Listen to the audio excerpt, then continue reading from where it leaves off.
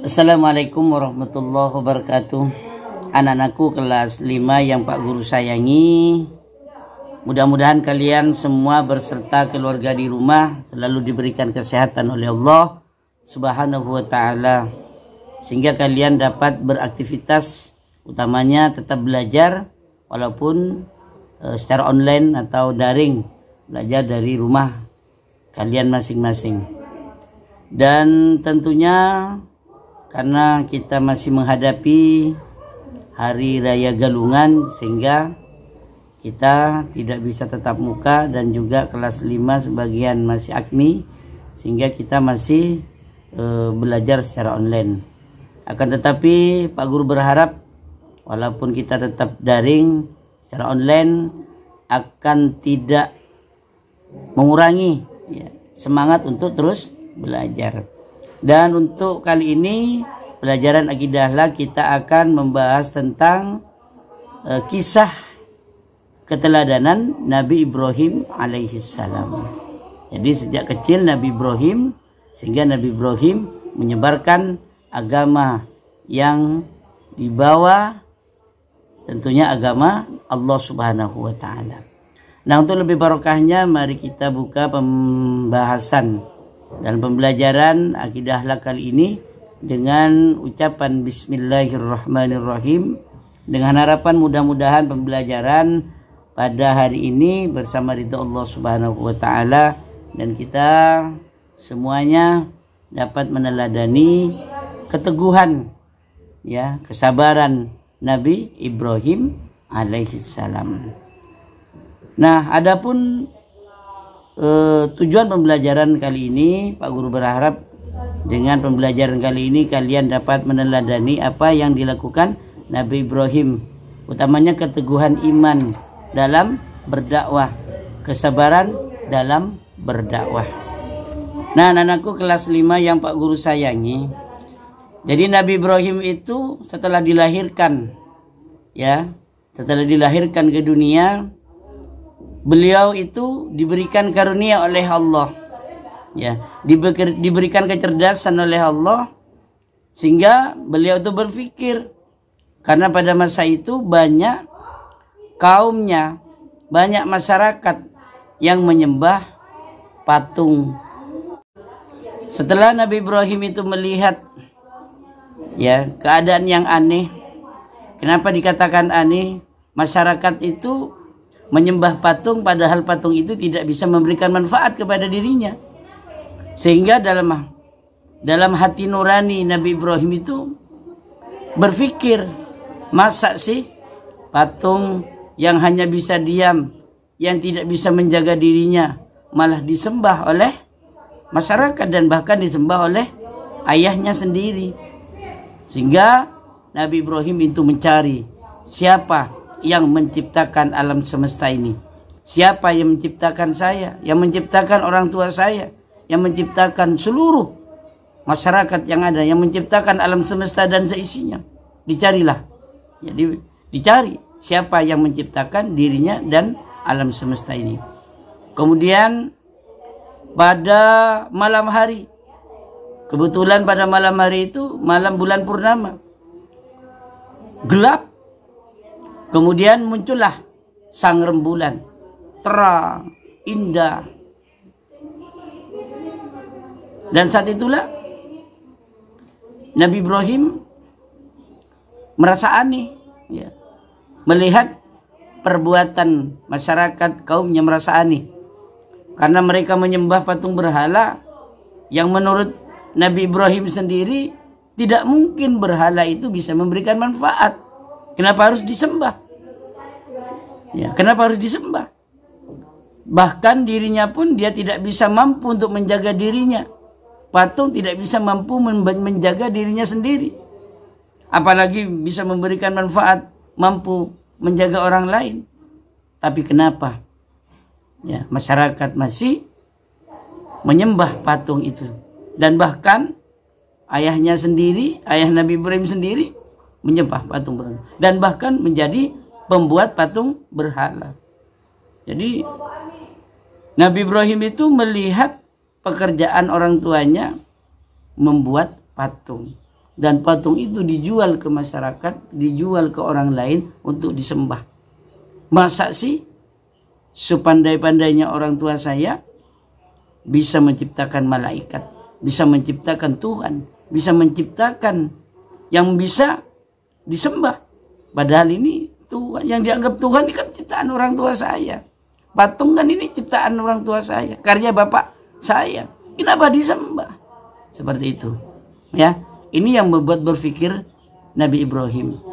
Kemudian pada malam hari ada rembulan. Sehingga ada rembulan naik ke atas gunung, ke tempat yang tinggi. Nabi Ibrahim melihat rembulan indah. Akhirnya dalam hati, mungkinkah ini yang merupakan Tuhan yang harus saya sembah? Ini yang indah, yang gelap menjadi terang dengan rembulan itu. Ya kan? Jadi rembulan itu dianggap Tuhan. Mungkin ini Tuhannya. Tapi kemudian lama hilang Tuhannya. Hilang rembulannya. Akhirnya berpikir kembali Nabi Ibrahim. Oh, berarti rembulan ini bukan Tuhan. Bintang-bintang ini bukan malaikat-malaikatnya Tuhan. Kenapa? Karena pada pagi hari rembulan itu hilang, tak tampak lagi cahayanya, bintang-bintang pun juga hilang, tak tampak cahayanya. Muncullah sang matahari. Muncul matahari. Akhirnya, mungkinkah ini yang menjadi penyinar? Ya, menyinar dari alam semesta yang gelap, tapi karena ada matahari, ini merupakan sumber kehidupan. Mungkin, ya kata Nabi Ibrahim mengatakan ini mungkin Tuhan saya. Ya, matahari dilihat semakin tinggi semakin terang, semakin tinggi semakin terang, tinggi makin terang, semakin lurus dengan kepala kita semakin terang. Ini mungkin Tuhan saya yang menciptakan alam semesta. Ini yang membuat kehidupan. Bisa saja ini yang menerangi alam semesta. Ternyata semakin condong ke barat, condong ke barat, condong ke barat, terbenam juga. Berarti bulan bukan Tuhan saya dan matahari bukan Tuhan saya juga. Akhirnya menyimpulkan bahwa bulan, matahari, bintang alam semesta ini pasti ada yang menciptakan. Disitulah turun wahyu bahwa Nabi Ibrahim memiliki Tuhan, yaitu Allah Subhanahu wa ta'ala. Jadi Nabi Ibrahim itu mencari kepada Tuhan, mencari kebenaran. Sehingga Nabi Ibrahim dikenal dengan Khalilullah, kekasih Allah. Sehingga oleh Allah diberikan tugas yang besar, tugas yang berat, yaitu untuk mengesahkan, mengajarkan keesaan Allah kepada kaumnya, kepada orang tuanya sendiri. Yang pertama dilakukan oleh Nabi Ibrahim, ya Nabi Ibrahim itu termasuk anak yang soleh, yang berbakti kepada kedua orang tuanya. Pada suatu ketika Nabi Ibrahim itu disuruh jualan patung itu, suruh jualan keliling. Akhirnya ya udah, karena patuh kepada orang tuanya, mau Nabi Ibrahim jualan keliling. Apa tapi bahasa Nabi Ibrahim itu menyampaikan, "Woi, masyarakat jangan beli patung ini patung buatan bapak saya, kenapa harus disembah?" Dakwahnya seperti itu. Ayo jangan beli. Biasanya orang jualan disuruh beli, nganjurkan beli, malah Nabi Ibrahim menganjurkan untuk tidak membeli. Ayo jangan beli ini karya bapak saya, kenapa harus disembah? Ini tidak bisa kita manfaatkan. Ini patung ini tidak bisa melindungi kita. Kenapa kita menyembah? Dari sini dakwahnya di situ. Ya, disampaikan, dipahamkan bahwa patung itu bukan Tuhan. Karena dia tidak bisa menjaga dirinya, apalagi menjaga orang lain, apalagi melindungi kita. Pulang ke rumah malam, sampaikan kepada ayahnya, "Pak, ayah, patungnya nggak laku." Ya udah, besoknya lagi seperti itu. Setiap hari ya dagang keliling yang namanya patung itu, Tuhan yang disembah, yang dibuatannya bapaknya Nabi Ibrahim itu nggak laku-laku. Kenapa? Karena didakwahkan untuk tidak beli. Nah, suatu ketika Raja Namrud, ya, ketika itu yang menjadi pemimpin itu Raja Namrud. Raja Namrud itu mengadakan acara, suatu acara ya di sebuah tempat. Kemudian Nabi Ibrahim itu sendiri yang tidak mau mengikuti acara itu. Kemudian masuk ke sebuah tempat peribadatan, yang isinya banyak-banyak patung berhala. Di situ banyak patung-patung berhala. Di situ ada yang besar, ada yang kecil, macam-macam bentuknya. Nah, akhirnya dicoba oleh Nabi Ibrahim. Ini Tuhan yang disembah oleh orang-orang ini. Ada yang telinganya patah, tapi dia nggak melawan. Ya, ada yang hidungnya dipatahin, dia nggak ngelawan. Saya kalau ikut nyembah ini, ya katanya Nabi Ibrahim, saya kalau ikut nyembah ini, terus bagaimana orang patung ini bisa melindungi saya? Dirinya dia sendiri, patung itu sendiri ketika dipotong hidungnya, telinganya, lehernya, dia nggak ngelawan. Ini yang meyakinkan bahwa patung-patung berhala itulah ya yang keliru. Ya, itu tidak boleh tidak disembah. Yang disembah hanya Allah Subhanahu wa Ta'ala. Sehingga apa? Ambil kapak. Jadi Nabi Ibrahim itu ambil kapak besar. Jadi yang kecil-kecil dipotong-potongnya, ada yang lengannya, ada yang kakinya, yang kepalanya, hidungnya, dirusak semua. Akhirnya hanya ada satu patung besar, yang ada patung besar, di situ yang ada nggak dirusak. Akhirnya kampaknya itu ditaruh dipegangkan di ini, dimasukin di sininya. Nah setelah itu pulang, ya, jadi tinggalkan oleh Nabi Ibrahim. Nah setelah itu diketahui bahwa di kuil itu, di tempat-tempat itu, di tempat yang banyak berhalanya itu, ini kok pada rusak patungnya. Dilaporkan kepada raja. Akhirnya raja itu datang. Oh ya, ini kok banyak rusak. Siapa yang rusak ini? Akhirnya, oh ternyata ini Ibrahim ini. Ibrahim yang melarang kita nyembahin dan sebagainya. Ibrahim ketahuan. Ya, karena Ibrahim yang tidak suka dengan patung, tidak suka dengan Tuhannya. Selalu berdakwah yang aneh katanya. Masyarakat, panggillah Ibrahim. Diseret, panggil, ditanya oleh raja. Hai Ibrahim, marah raja itu. Hai Ibrahim, benarkah engkau yang merusak patung-patung ini? Enggak, saya nggak tahu. Apanya? Kamu yang sering mengatakan bahwa patung ini tidak bermanfaat, patung ini tidak bisa menjaga dirinya sendiri. Kan kamu ya? Dan yang melarang untuk menyembah patung kan kamu. Dan kamu yang tidak satu-satunya orang yang nggak ikut untuk acara itu. Hanya kamu. Berarti kamu yang harus bertanggung jawab. Loh kok bisa saya? Sampean lihat dulu. Ya, itu patung yang besar itu. Apa yang dipegang? Kapak. Ya udah tanya sama dia. Mungkin dia lagi ngamuk. Ya, karena pegang kapak dia lagi stres, ngamuk, akhirnya yang kecil-kecil dipotong-potongi. Nah, apa kata Raja Namrud? Ibrahim, kamu gila. Dibilang gila Ibrahim. Kamu tahu, ini patung gak bisa bicara. Suruh nanya gimana? Ini gak bisa bicara. Gak bisa ngomong, apalagi mau motong-motongin yang lainnya. Aneh kamu itu. Nah, akhirnya Nabi Ibrahim mengatakan, iya, aneh lah. Yang lebih aneh itu sampean. Yang lebih gila itu sampean. Kenapa patung-patung ini disembah? Padahal dia sendiri, patung sendiri itu tidak bisa membelanya. Jangankan membela sama yang lain. Bicara pun tidak. Apalagi memberikan perlindungan kepada kita. Dijelaskan, disampaikan oleh Nabi Ibrahim tentang hal itu. Akhirnya raja sudah kehabisan bahasa, akhirnya memanggil kepada Al-Gojo, bawa diseret ke lapangan. Akhirnya Nabi Ibrahim itu ditaruh, ya, ditumpukan kayu besar, kayu banyak ditumpuk. Nabi Ibrahim taruh di dalam, dibakar berhari-hari, ya, berminggu-minggu, berbulan-bulan, api itu tidak padam-padam. Nabi Ibrahim ada di dalamnya. Akhirnya Allah mengatakan kepada api, ya narukuni bardan wa salaman. Wahai api, dinginlah engkau dan selamatkan Ibrahim.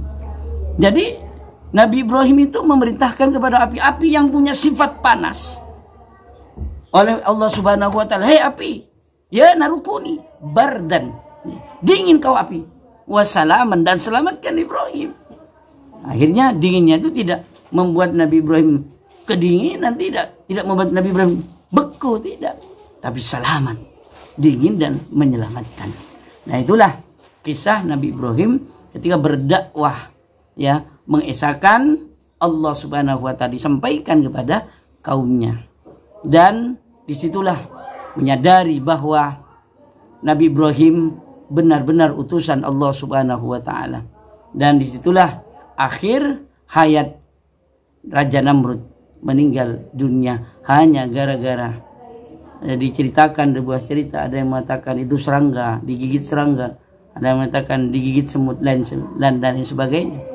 Itulah kisah Nabi Ibrahim ketika mencari Tuhan, menggunakan akalnya, menggunakan pikirannya, menggunakan hati nuraninya untuk mencari Tuhan, bahwa Tuhan yang sebenarnya adalah zat yang menciptakan alam semesta dan seisinya, yang menciptakan matahari, yang menciptakan bulan, langit, bumi dan seisinya, bukan patung. Karena patung itu tidak bisa memberikan perlindungan kepada manusia. Jangankan memberikan perlindungan kepada manusia, melindungi dirinya sendiri juga tidak bisa. Jangankan melindungi dirinya sendiri, berbicara pun tidak bisa. Nah, ini yang disadarkan oleh Nabi Ibrahim, disampaikan kepada kaumnya. Dan disitulah baru kaum Nabi Ibrahim memahami bahwa zat yang harus disembah hanya Allah Subhanahu wa ta'ala. Nah, anak-anakku yang Pak Guru sayangi, itulah sekelumit dari apa yang saya sampaikan, cerita singkat pencarian Tuhan yang dilakukan oleh Nabi Ibrahim alaihissalam. Dan disitulah Nabi Ibrahim mendapatkan tugas dari Allah untuk menyampaikan bahwa yang wajib disembah hanya Allah yang Maha Esa, hanya Allah yang Maha Satu, Ahad. Allah, tidak ada yang lain. Karena hanya Allah lah yang bisa memberikan perlindungan, memberikan kesejahteraan, memberikan keselamatan kepada makhluk-makhluknya. Nah, anak-anakku, itulah yang dapat Pak Guru sampaikan pada pertemuan kali ini. Mudah-mudahan dengan cerita ya sejarah yang Pak Guru sampaikan ini dapat bermanfaat, dan ingat bahwa Nabi Ibrahim dengan apa yang dilakukannya, kesabarannya, sehingga Nabi Ibrahim termasuk Nabi Ulul Azmi yang sabar dalam menghadapi segala ancaman, segala gangguan dari kaumnya. Dan sehingga Nabi Ibrahim pun juga dikenal dengan Khalilullah. Jadi Khalilullah itu artinya kekasih Allah. Jadi kalau kita lihat Nabi yang wajib diketahui kan ada 25. Kemudian dipilih lagi oleh Allah yang tersabar, yang dinamakan, yang terulat ya, dinamakan dengan Nabi Ulul Azmi, ada 5, yaitu Minim, M Musa, I Ibrahim, N Nuh, I Isa, dan yang terakhir Nabi Muhammad sallallahu alaihi wasallam. Kemudian dari 5 itu dipilih lagi oleh Allah Subhanahu wa taala. Siapa? Nabi Ibrahim dan baginda Kanjeng Nabi Muhammad. Sehingga ketika kita sholat ada tahiyat akhir yang dikenal dengan sholat Ibrahim. Allahumma salli ala sayyidina Muhammad wa ala ali sayyidina Muhammad kama sallaita ala sayyidina Ibrahim wa ala ali sayyidina Ibrahim. Nah, di situ ya dikenal dengan salawat Ibrahim. Makanya dipilih yang terbaik dari yang 5 itu menjadi 2, dan dipilih lagi yang terbaik 1, yaitu baginda Kanjeng Nabi Muhammad. Sehingga baginda Kanjeng Nabi Muhammad satu-satunya makhluk Allah yang berdialog ya dengan Allah, makhluk yang berdialog dengan Allah dengan tabir yang begitu tipis, yaitu di mustawa ketika Isra wal Mi'raj. Nah, anak-anakku, itulah yang dapat Pak Guru sampaikan. Mudah-mudahan apa yang Pak Guru sampaikan bersama ridha Allah, dan tentunya kalian dapat mengambil hikmah dan dapat meneladani apa yang menjadi keteguhan Nabi Ibrahim dalam menyebarkan, dalam melaksanakan tugas dari Allah Subhanahu wa taala. Demikian dari Pak Guru, kurang lebihnya mohon dimaafkan. Wallahul muwaffiq ila aqwamit thoriq. Wassalamualaikum warahmatullahi wabarakatuh.